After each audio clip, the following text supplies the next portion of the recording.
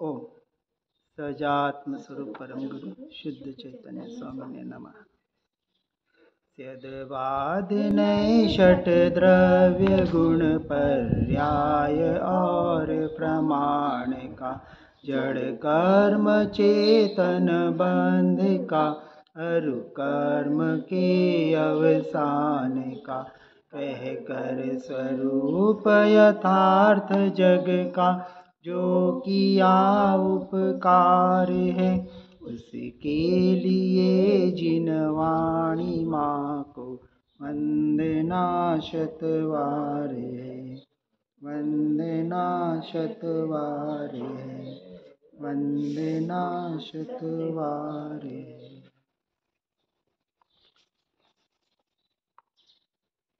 केवल ज्ञान स्वभाव।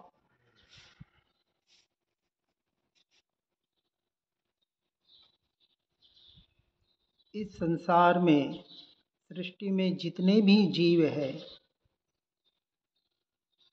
उनका स्वभाव, इसे कहा सभी जीव सिद्ध समान है, अर्थात केवल ज्ञान स्वभाव। इसकी चर्चा आज से हम शुरू करने का प्रयास कर रहे हैं।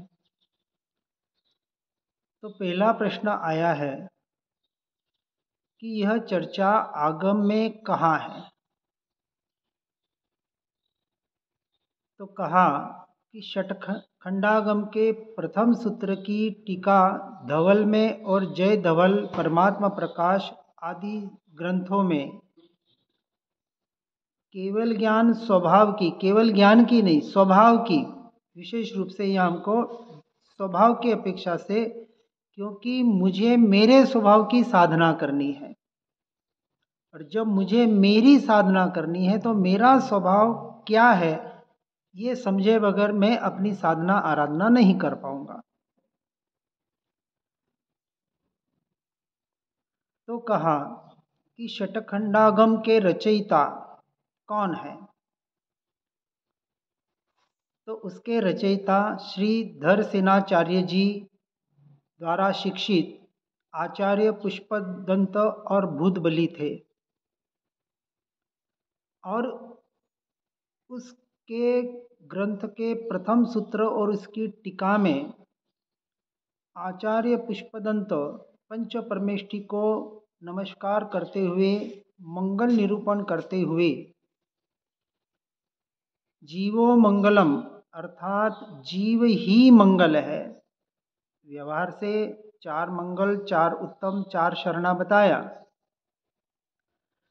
परंतु जब तक इनके द्वारा जैसे कहा व्यवहारे परमेष्टि जाप निश्चय शरणा आपको आप,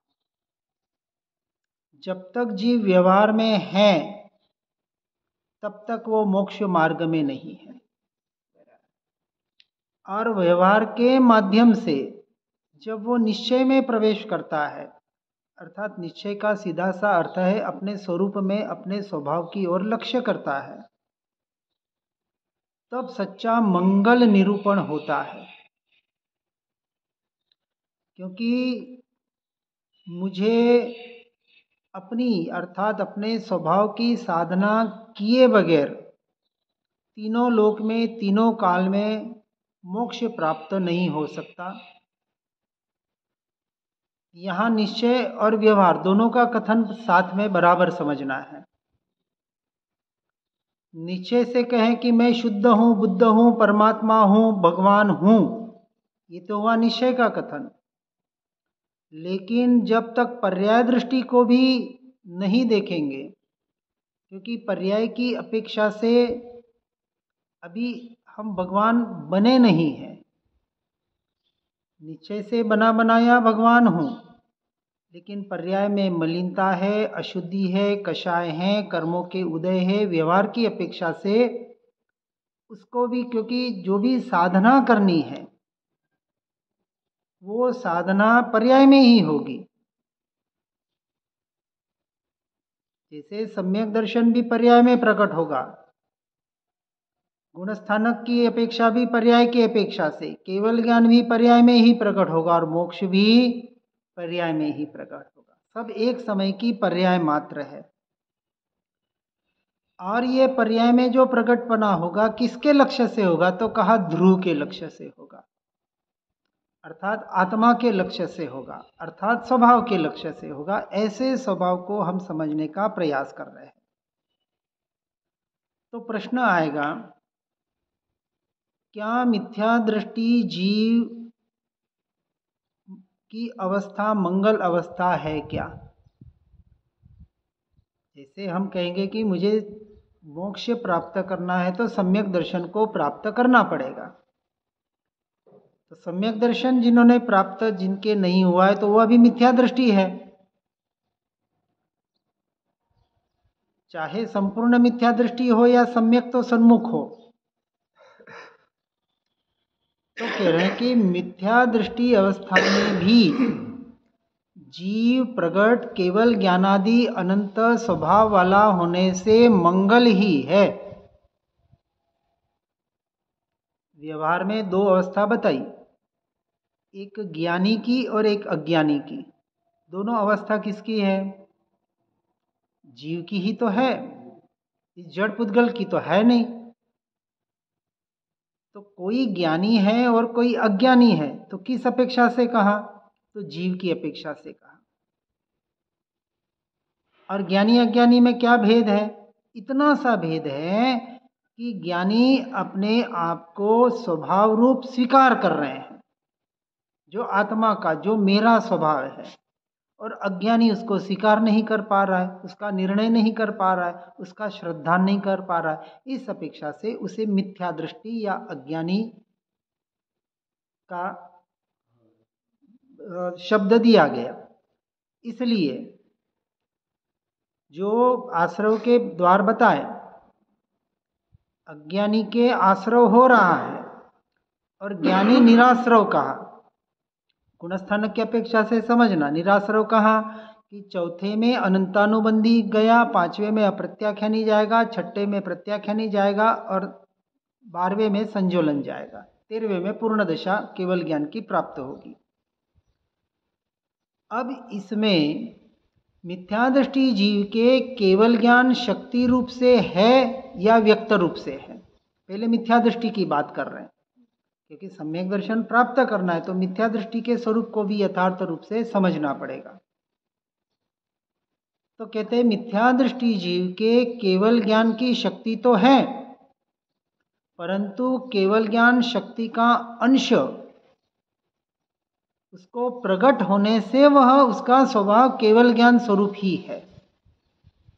जैसे कहा निगोदिया जीव को भी अनंतवा ज्ञान का स्वरूप प्रकट है, ज्ञान उसमें भी है, क्योंकि निगोद से लेके सिद्ध परमात्मा तक स्वभाव की अपेक्षा से सभी जीव सिद्ध समान कहा। तो उस अंश की अपेक्षा से यहाँ तो मिथ्या दृष्टि की बात चल रही है, तो केवल ज्ञान के शक्ति की अपेक्षा से, जैसे भव्य और अभव्य जीव भी कहा जाता है, तो अभव्य जीव कभी मोक्ष को प्राप्त नहीं कर सकता, फिर भी शक्ति की अपेक्षा से उसमें वो शक्ति प्रकट रूप है, क्योंकि अनंत चतुष्टय जितने अज्ञानी में मिथ्या दृष्टि में है, जितने परमात्मा में है, उतने ही सम्यक दृष्टि यानी शक्ति की अपेक्षा से कहीं भेद नहीं है, प्रकट रूप है या नहीं है, इस अपेक्षा से यहाँ भेद बताया जाता है। अब मिथ्या दृष्टि से आगे एक से एक प्रश्न करके उसका उत्तर दे रहे हैं कि व्यक्त ज्ञान केवल ज्ञान का अंश कैसे है? तो कहा व्यक्त ज्ञान केवल ज्ञान शक्ति में से ही व्यक्त हो रहा है। अभी अज्ञान रूप भी जैसे ज्ञान की पर्याय जो निरंतर जानने का कार्य कर रही है, तो जानना जानना जानना जानना, ये जो ज्ञान की पर्याय निरंतर प्रकट हो रही है, बह रही है, तो ज्ञानी और अज्ञानी के अलग हो रही है क्या? तो कहा नहीं, जैसा जानना ज्ञानी के हो रहा है, वैसा ही जानना अज्ञानी के हो रहा है। सिर्फ ज्ञानी उसको स्वीकार कर रहा है, अपने आप को जानने रूप शक्ति रूप स्वीकार कर रहा है, और अज्ञानी उसको स्वीकार नहीं कर रहा है, वो अपने को जड़ रूप पुद्गल रूप पर रूप स्वीकार कर रहा है, उसका मैं और मेरापना पर में है, और ज्ञानी का मैं और मेरापना स्वयं में है। इसलिए व्यक्त ज्ञान केवल ज्ञान शक्ति में से ही व्यक्त हो रहा है, और यही ज्ञान केवल ज्ञान की पूर्णता को प्राप्त होगा। आज मिथ्या दृष्टि है, क्या वो कल सम्यक दृष्टि हो सकता है कि नहीं हो सकता है? मिथ्या दृष्टि तो सम्यक दृष्टि होगा। अब वो भव्य अभव्य की परिभाषा बाद में हो गई। हम किसी का निर्णय केवल ज्ञानी के अलावा कोई इसका निर्णय कर नहीं पाएगा कि कौन भव्य और कौन अभव्य है। यदि आज सिर्फ बाहर के आचरण से, विचार से हम किसी को कह दे कि यह भव्य है, आज कोई आत्मा की बात सुनना भी नहीं चाहता हो, तो उसे सीधे तो अभव्य नहीं कह सकते हैं, क्योंकि क्या पता कल उसके कर्म का उदय कुछ हो जाए, उसको आत्मा की रुचि हो जाए और हमारे से भी आगे बढ़ जाए, ये भी हो सकता है। हम वर्तमान योग में शास्त्रों के आधार पर देखते हैं, अंगुलीमाल जैसे हैं, वो अर्जुन माली है, और वो चोर प्रणव चोर के जैसे हैं। तो अलग अलग दृष्टांत कि जिनके जीवन में कुछ धर्म भी नहीं था, उन जीवों ने भी केवल ज्ञान पा लिया। तो इसलिए किसी का, हमें तो इसलिए ये समझना है मैं कहाँ खड़ा हूँ और मुझे क्या करना है, सीधी सी बात इतनी है। इसलिए व्यक्त ज्ञान केवल ज्ञान का ही अंश होने से केवल ज्ञान ही है, क्योंकि अंश अंशी से भिन्न नहीं होता। द्रव्य गुण पर्याय की अपेक्षा से जब कथन आता है, पर्याय अपनी योग्यता से, अपने से स्वतंत्रता से परिणमित हो रही है, और जो पर्याय पर में जा रही है और एक पर्याय का अंश स्व में जा रहा है। स्व पर प्रकाशक कहा, एक ही समय में स्व और पर दोनों को प्रकाशित वो ज्ञान की एक पर्याय कर रही है। तो पर प्रकाशित पना भी उस पर्याय में हो रहा है और स्व प्रकाशित पना भी उस पर्याय में हो रहा है। अब कार्य कहाँ, तो अंश जो है वो अंशी का ही अंश कहा जाता है, इसलिए वो अंशी से भिन्न नहीं हो सकता, इसलिए यह कथनचित लगाना है। इसलिए पर्याय को कथनचित भिन्न कहा और कथनचित अभिन्न कहा। स्याद्वाद, इसलिए स्याद्वाद, अनेकांत और सम्यक एकांत, तीन प्रकार से शैली को बराबर समझना है। जहाँ जिस अपेक्षा से कथन किया जाता है, उस अपेक्षा को बराबर यदि समझ नहीं पाएंगे तो एकांत में चले जाएंगे। कौन सा एकांत? मिथ्या एकांत। जैसे पंडित टोडरमल जी मोक्ष मार्ग प्रकाशक में 3 प्रकार के जीव को बताते हैं मिथ्या दृष्टि के, व्यवहाराभासी, निश्चयाभासी और उभयाभासी। यानी जो व्यवहार में ही धर्म मान रहे हैं, जप तप व्रत क्रिया ध्यान आदि क्रिया के द्वारा हमें सम्यक दर्शन और केवल ज्ञान हो जाएगा। कोई आत्मा की तो बात कर रहे हैं और व्यवहार को पूरा उड़ा रहे हैं, और कोई दोनों से धर्म मान रहे हैं कि व्यवहार और निश्चय दोनों से धर्म होगा। यहाँ कह रहे बराबर समझना। नए निक्षेप प्रमाण के द्वारा, स्यादात की शैली के द्वारा, सप्तभंगी के शैली के द्वारा, भेद प्रभेदों के द्वारा आपको समझाया जाता है। अभिन्न को भिन्न करके बताने की जो शैली, उसका नाम है स्याद्वाद की शैली। फिर भिन्न बताकर अभिन्न की ओर ले जाने की शैली अनेकांत की शैली। अनेक धर्मात्मक होते हुए भी जो एक है, संपूर्ण है, परिपूर्ण है, द्रव्य गुण पर्याय दर्शन ज्ञान चारित्र आदि भेद जो बताए जाते हैं समझाने के लिए, और जो दृष्टि का विषय है जिसे हम सम्यक एकांत कहेंगे, कि जो दृष्टि अनादि से परद्रव्य पर भावों में जा रही है, वहाँ से दृष्टि को हटाकर उस दृष्टि को अपने स्वभाव में, स्वरूप में, अपने द्रव्य की तरफ ध्रुव में एकत्व नहीं करेंगे और एक में एक रूप नहीं हो जाएंगे। इसी का नाम एकत्व भावना है। कि अपने स्वरूप स्वभाव को सुनकर समझकर उसमें जब तक लीनता नहीं होगी, जिसे सम्यक चारित्र कहा। सम्यक दर्शन ज्ञान चारित्राणी मोक्ष मार्ग। लेकिन उस मोक्ष मार्ग को अलग अलग तरीके से नहीं समझाने के लिए बताया। इन तीनों की अर्थात जब वो अनंत पर्याय, अनंत गुणों की अनंत पर्याय, जब अपने आप को उस द्रव्य में सम्मिलित कर ली थी, इसलिए द्रव्य यानी द्रव्य गुण पर्याय का जो समूह, इसलिए अपेक्षा से ऐसा भी कथन कहा जाता है कि अनंतानंत पर्यायों को पीकर बैठा ऐसा द्रव्य, यानी दृष्टि का जो विषय अपना भगवान आत्मा। इसलिए अंश से अंशी की यात्रा, पूरी हमारी यात्रा साधना इस अपेक्षा से चलेगी। अब यहाँ आगे कहते हैं कि यदि अंश और अंशी का भेद नहीं किया जाए, अर्थात अपने को त्रिकालवर्ती सभी पदार्थ युत्पत प्रत्यक्ष ज्ञात तो होते नहीं। जैसे केवल ज्ञान में लोकालोक एक हर समय में झलक रहा है, स्वपर प्रकाशक वहाँ भी है, सब कुछ जानने में आ रहा है, फिर भी उनका उपयोग अपने स्वभाव में है। तो क्या ऐसे केवल ज्ञान का यहाँ अर्थ ले? तो कहते हैं यहाँ केवल ज्ञान का अर्थ सर्वज्ञता नहीं, केवल ज्ञान यानी ज्ञान की जो जानन रूप शक्ति है, उस शक्ति की अपेक्षा से यहाँ कथन कर रहे हैं। किसका? मिथ्या दृष्टि का। अब इस शक्ति की अपेक्षा से जानना भी मिथ्या दृष्टि के भी हो रहा है, पर वो उसको स्वीकार नहीं कर पा रहा है, इसलिए उसको मिथ्या दृष्टि के श्रेणी में रख दिया। और सम्यक दृष्टि क्या कर रहा है?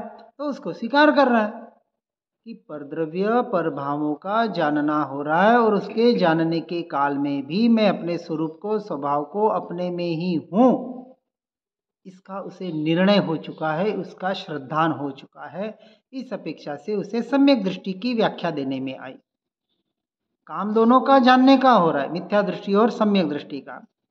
इस अपेक्षा से जिस केवल ज्ञान स्वभाव की चर्चा चल रही है, केवल ज्ञान की नहीं, स्वभाव की अपेक्षा से सभी में ज्ञान एक रूप एक समान पड़ा हुआ है।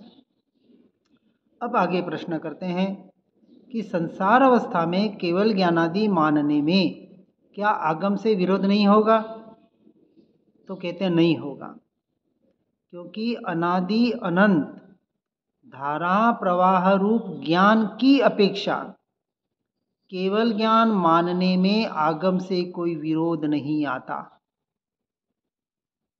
क्योंकि जानना जो ज्ञान स्वभाव से हो रहा है, हर जीव का हो रहा है, और धारा प्रवाह रूप हो रहा है। और कब से हो रहा है? तो अनादि काल से हो रहा है, और अनंत काल तक होता रहे। जीव जहाँ जीव है वहाँ ज्ञान है, वहाँ ज्ञान है वहाँ उसका जानना होगा ही होगा। इस अपेक्षा से यहाँ केवल ज्ञान स्वभाव को बताने का प्रयास किया गया है। अब अपना व्यक्त ज्ञान केवल ज्ञान कैसे, तो उसके स्पष्ट कैसे करेंगे? तो समझना, परमार्थ से अपना व्यक्त ज्ञान देव गुरु शास्त्र ज्ञेय इंद्रिय क्षपशम और रागादि से भी भिन्न। अब यहाँ भेद ज्ञान बता रहे हैं, कहाँ कहाँ भेद ज्ञान करना है। जो व्यक्त ज्ञान है, अभी जो व्यक्त हो रहा है, तो अब नीचे से ऊपर चढ़ते हैं। रागादि यानी अब देखो, पहले यहाँ भेद ज्ञान कहाँ, पर द्रव्य को तो पूरा अलग कर दिया। मैं आत्मा, शुद्धात्मा, परमात्मा 6 के 6 द्रव्यों से भिन्न हूँ। कितने? 6 के 6 द्रव्य से, क्योंकि 5 द्रव्य तो अजीव हैं, लेकिन जो जीव द्रव्य अर्थात मुझ आत्मा को छोड़कर अन्य जीव मेरे लिए पर है, तो पर के श्रेणी में गए तो वो पर द्रव्य में चले गए। ठीक है ना? तो अब आई मुझ आत्मा की बात। अब मुझ आत्मा से जो एक स्वभाव रूप परिणमन और एक विभाव रूप परिणमन, दो परिणमन साथ में चल रहे हैं ना। जब तक केवल ज्ञान नहीं होगा तब तक ये दो परिणमन चलेंगे, गुण स्थानक की अपेक्षा से समझना। अब यहाँ कह रहे हैं कि मुझसे जो मोह राग द्वेष रूपी मलिन पर्याय जो उत्पन्न हो रही है, उत्पन्न तो नहीं हो रही है लेकिन परिणमित हो रही है, बराबर ना, पर्याय की अपेक्षा से। अब इससे तो बाहर से तो भेद ज्ञान कर लिया, अन्यत्व भावना में इस बात को बराबर समझना है। अन्य और भिन्न, भिन्न में क्या हो गया, ये जो 6 के 6 द्रव्य और उनके परिणमन सब ये मेरे से 100% भिन्न है, ठीक है ना। तो अब इसमें क्या गया, बाकी सारे तो पर में आ गए, लेकिन ये मन वचन काया कर्म, कर्म के उदय, ये जो शरीर जो एक क्षेत्रावगाह है ये भी पर द्रव्य में चला गया क्योंकि पुद्गल से रिलेटेड है, इसको भी पर में रख दिया, तो ये भी भिन्न हो गया। अब मुझ आत्मा से पर द्रव्य के निमित्त से होने वाले परभाव विभाव, जिसको हम मोह राग द्वेष के भाव कहते हैं, इससे भी भेद ज्ञान करो, क्योंकि पर के लक्ष्य से होने की वजह से पर के श्रेणी में डालो। फिर आगे बढ़ा, ये क्षपशम ज्ञान, ये जो हम पढ़ रहे हैं सुन रहे हैं जो भी याद कर रहे हैं कंठस्थ कर रहे हैं, इसका नाम है क्षपशम ज्ञान। अपेक्षा से इसको जानकारी भी कहते हैं, ये हम सारी जानकारी ले रहे हैं। फिर इंद्रियों के द्वारा जो ज्ञेयों का ज्ञान हो रहा है, इंद्रियों के द्वारा भी ज्ञान से जो जानना हो रहा है ये भी पर के श्रेणी में चला गया। तो इंद्रियों का ज्ञान भी पर के श्रेणी में हो चला गया, शास्त्र का ज्ञान भी पर के श्रेणी में चला गया। अब थोड़ा आगे बढ़ेंगे, एक एक स्टेज से छूटना है, एकदम सबको नहीं छोड़ना, नहीं तो क्या हो जाता है ऊपर का छोड़ देते हैं और नीचे का पकड़े रहते हैं। जैसे कहा कि शुभ भी हेय है, पुण्य भी पाप के समान ही है, तो लोग पुण्य को छोड़ देते हैं लेकिन पाप को नहीं छोड़ते, बहुत बड़ी भूल करते हैं। मूल में भूल ये होती है, यहाँ पुण्य को 100% हेय कहा है, लेकिन किस अपेक्षा से, शुद्ध की अपेक्षा से, अशुभ की अपेक्षा से नहीं कहा।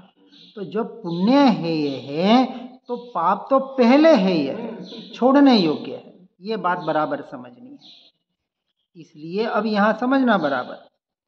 अंत में अब बात आई, इसलिए मैं नीचे से ऊपर चला कि देव गुरु शास्त्र का भी ज्ञान या श्रद्धान सम्यक श्रद्धान की श्रेणी में, सम्यक दर्शन की श्रेणी में नहीं आता, क्योंकि पर के श्रेणी में आ रहा है। बराबर। सम्यक दर्शन, प्योर सम्यक दर्शन की बात चल रहा है, जहां शुद्ध निश्चय नय का विषय है। तो अब क्रम से छूटना है, क्योंकि जब जीव अपने स्वरूप में स्वभाव में लीन हो जाएगा तो क्या उसका उपयोग देवगुरु शास्त्र के ऊपर जाएगा? और यदि गया तो क्या अपने स्वभाव में रह पाएगा? ये अंतिम स्टेज है, वो सहज हो जाएगा। यहाँ कुछ भी छोड़ने की बात नहीं हो रही है, ये ध्यान रखना। छोड़ने का नाम अंश मात्र भी धर्म नहीं, सहज छूट जाए। किसके लक्ष्य से? स्वभाव के लक्ष्य। ऐसे केवल ज्ञान स्वभाव को हम यहाँ समझने का प्रयास कर रहे हैं। इसलिए अब समझना क्यों, अब आगे बता रहे हैं। मेरा ज्ञान, आत्मा का ज्ञान, जो केवल ज्ञान स्वभाव कैसा है? तो अहेतुक है, निरपेक्ष है, किसी हेतु से नहीं है और किसी की अपेक्षा वाला नहीं है। इसलिए ज्ञेयाकार विशेषों को गौण करके, एक बात बराबर सूक्ष्म बात समझना है, ज्ञान ज्ञेयाकार होकर भी ज्ञानाकार ही रहता है। अब यहाँ ज्ञेयाकार की बात आई ना, ज्ञान में जो ज्ञेय झलकते हैं, जिसको हमने पर की श्रेणी में रखा, स्व समय और पर समय। ज्ञान में जब तक पर झलक रहा है और उपयोग पर में है, तब तक वो ज्ञान ज्ञेयाकार है। फिर क्या कहा, ज्ञान ज्ञेयाकार होकर भी ज्ञानाकार ही रहता है। अब इसको स्वीकार करना है कि ज्ञेयों को जानने के काल में भी मैं ज्ञेयों को नहीं, अपने ज्ञान को ही जान रहा होता हूँ। ये जब तक निर्णय और श्रद्धा नहीं होगा, तब तक उपयोग अपने ज्ञान स्वभाव पर नहीं आ पाएगा। इसलिए कहा कि ज्ञेयाकार विशेषों को गौण करके जाने। ज्ञेयाकार विषय जो भी हो रहे हैं, चाहे 5 इंद्रियों के विषय हैं, चाहे मन के विकल्प हैं, ये सारे ज्ञेयाकार हैं जो ज्ञान में झलक रहे हैं। जब उनको गौण करें, अर्थात उनसे भेद ज्ञान करें, वहाँ से दृष्टि को हटाकर जो धारावाही एक रूप व्यक्त ज्ञान, अब व्यक्त ज्ञान कौन सा हुआ, अब ये बाहर का नहीं, अब ये भीतर का जो व्यक्त ज्ञान, जो जानना जानना जानना, ये जो जानन रूप ज्ञान स्वभाव के द्वारा, और किसका जानना, तो स्वयं का जानना, अपने ज्ञान स्वभाव का जानना। यह स्वभाव होने से केवल ज्ञान है। केवल ज्ञान स्वभाव क्यों कहा,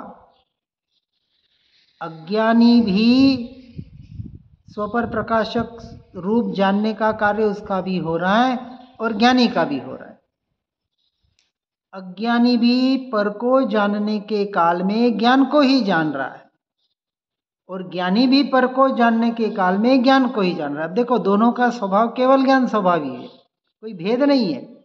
अब भेद कहाँ है, दर्शन में, मान्यता में, श्रद्धान में भेद। अज्ञानी सिर्फ उस ज्ञान स्वभाव का स्वीकार नहीं कर पा रहा है, इसलिए अज्ञानी की उपमा उसको दी गई, और ज्ञानी अपने ज्ञान स्वभाव को स्वीकार कर रहा है कि मैं ज्ञान स्वभावी भगवान आत्मा ही हूं। इसलिए परमार्थ की अपेक्षा से दोनों का परिणमन, अर्थात अज्ञानी का और ज्ञानी का, मिथ्या दृष्टि का और सम्यक दृष्टि का, एक जैसा ही परिणमित हो रहा है परमार्थ की अपेक्षा से। इसलिए दोनों का स्वभाव केवल ज्ञान स्वभाव ही है। इसलिए किसी को भी मिथ्या दृष्टि मत देखो, सबको भगवान आत्मा देखो। ऐसा तो इससे क्या होगा, अपने को तो भगवान आत्मा देखना ही है, मैं तो हूं ही, लेकिन मैं हूं तो सभी तो भगवान आत्मा है।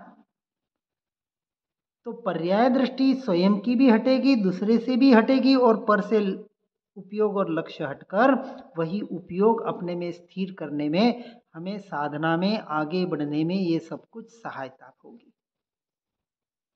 इसलिए इस स्वभाव को जानना, समझना और उस अनुसार अपने जीवन में आचरण में लाना बहुत जरूरी है। अब आगे प्रश्न करते हैं, क्या ज्ञान देव से नहीं होता, यानी क्या परमात्मा हमें ज्ञान नहीं करा सकते? परमात्मा की बात कर रहे हैं। हाँ, अभी गुरु और शास्त्र तो, जब परमात्मा केवल ज्ञानी हमें ज्ञान नहीं करा सकते हैं, तो औरों की तो बात क्या कहें कराने की अपेक्षा से। तो कहा कि यदि देवों से ज्ञान होता, यानी परमात्मा से भगवान ज्ञान करा सकते, तो समोह शरण में स्थित सभी जीवों को समान ज्ञान होना चाहिए था, सभी को केवल ज्ञान करा देते, सभी को सम्यक दृष्टि बना देते। लेकिन ऐसा होता नहीं। ज्ञान केवल अपने से ही होता है और अपने में ही होता है, कोई करा नहीं सकता। यही तो जैन दर्शन की मुख्य विशेषता है। पूरा पुरुषार्थ परमार्थ स्व की अपेक्षा से कहा हुआ है, यहाँ कोई किसी का कुछ नहीं करा सकता, अंश मात्र भी। इसलिए व्यवहार से भले हम कहें हे परमात्मा, हे गुरुदेव, उपकार करना वगैरह, कृपा करना, ये व्यवहार के कथन। जैन दर्शन इस कृपा को स्वीकार नहीं करता है। जब तक स्वयं से स्वयं की कृपा नहीं होगी, देव गुरु शास्त्र भी कुछ नहीं कर सकते। और स्वयं से स्वयं की कृपा का अर्थ पुरुषार्थ। इसलिए ज्ञान के होने में जिनोपदेश अनुकूल होने से देव गुरु शास्त्र निमित्त कहलाते हैं। अब समझना बराबर, निमित्त है, लेकिन अब वापस आ गया, निमित्त से कार्य नहीं होता और निमित्त के बगैर भी नहीं होता। जब उपादान की योग्यता होती है तो उस अनुसार निमित्त हाजिर होता है। लेकिन मान्यता श्रद्धान में क्या होगा कि इसकी वजह से उसकी वजह से उसकी वजह से व्यवहार से विनय होगा। इसलिए जो बात बताई, यदि परमात्मा कुछ कर सकते तो समोसर में सबको कर देते केवल ज्ञानी। लेकिन जिसके उपादान की, या यूं कहें कि जिसकी काल लब्धि परिपक्व हो गई है, जिनके 5 समवाय का मिलना होना है, वो उसके उस योग्य जीव के होता है और उसका काम हो जाता है। किसके बल पर? स्वयं के पुरुषार्थ के बल पर। इसलिए सीधी सी बात है, जब तक जीव अपने से अपने में अपने लिए पुरुषार्थ नहीं करेगा तब तक किसी का भी कार्य होने वाला नहीं। किसी के आधार पर बैठा रहेगा कि कोई देव गुरु शास्त्र आएंगे और हमारा का कृपा करेंगे और हमारा कार्य करा देंगे, तो वो मिथ्या दृष्टि की श्रेणी में आ गया। जैन दर्शन किसी की डिपेंडेंसी नहीं कराता है, टोटल 100% इंडिपेंडेंट ये। इसलिए व्यवहार की अपेक्षा से निमित्त का कथन किया जाता है, निश्चय की अपेक्षा से सिर्फ और सिर्फ स्वयं के पुरुषार्थ से कार्य होगा। इसलिए वास्तव में ज्ञान केवल आत्मा से ही होने से ज्ञान केवल ज्ञान स्वरूप ही है। इसलिए ऐसे ज्ञान स्वभाव को केवल ज्ञान स्वभाव की श्रेणी में रखने में आया है, जो हर जीव में है, हर जीव उसका अधिकारी है। कौन? जैसे कहते हैं ना, एक वाक्य आया था, स्वराज्य मेरा जन्म सिद्ध अधिकार है। व्यवहार से कहते हैं 1920 में लोकमान्य तिलक ने बोला था। यहाँ निश्चय की अपेक्षा से हम कहेंगे स्वराज्य। मेरा कौन सा राज्य? मेरे आत्मा के प्रदेश ही मेरा राज्य है, मेरा के आत्मा के प्रदेश ही मेरा देश है। उस आत्मा के प्रदेश, एक एक प्रदेश में जो अनंत गुण हैं, यह मेरी संपदा है। अब ये संपदा मेरा अधिकार है, इस पर किसी का भी अधिकार हो ही नहीं सकता। तीनों लोक में, तीनों काल में मेरे अनंत गुणों को, मेरे अनंत पर्यायों को, मेरे स्वभाव को, मेरे स्वरूप को अंश मात्र भी कोई छेद भेद नहीं कर सकता, चोरी नहीं कर सकता, ले जा नहीं सकता, न मुझ में कुछ डाल सकता है, क्योंकि परिपूर्ण तत्व हूं मैं, परमात्मा स्वरूप हूं मैं। तो इसलिए मुझ में कुछ आने की भी जरूरत नहीं और मुझसे कुछ जानना होता कभी। ऐसा परिपूर्ण तत्व का जब तक स्वीकार नहीं होता है, ऐसे केवल ज्ञान स्वभाव का स्वीकार नहीं होता है, और इस स्वीकारता के आधार पर से दृष्टि और उपयोग हट नहीं जाता है। अब आस्ती नास्ती दोनों बराबर समझना। चलो केवल ज्ञान स्वभाव तो स्वीकार कर लिया, अब क्या करना? संसार में रचना पचना? अरे नहीं भैया। इसलिए यदि मैं आत्मा, शुद्धात्मा, परमात्मा हूँ, मैं मुझसे परिपूर्ण हूँ, निरपेक्ष तत्व हूँ, अहेतुक हूँ, मुझे किसी की आशा अपेक्षा नहीं है, तो अब संसार में तेरा क्या काम है? कौन सी डिपेंडेंसी, कौन सा आधार चाहिए? मैं स्वयं ही स्वयं का आधार। इसलिए अब मुझे ऐसा जीव पर से अपने आप हटते जाता है, और जितना पर से हटता है उतना स्व में अपने उपयोग को स्थिर करते जाता है। ऐसा पूरा स्वरूप समझकर इस मार्ग में आगे बढ़ने का प्रयास और पुरुषार्थ करना। जिनाज्ञा विरुद्ध कुछ भी कहने में आया हो तो मिच्छामि दुक्कडम। जिन वाणी के ज्ञान से हो सम्यक श्रद्धान, हो चारित्र महान, पाऊं पद निर्वाण। जहाँ वाणी के ज्ञान से सूझे लोकालो, सो वाणी मस्तक नमो सदा देत हूँ।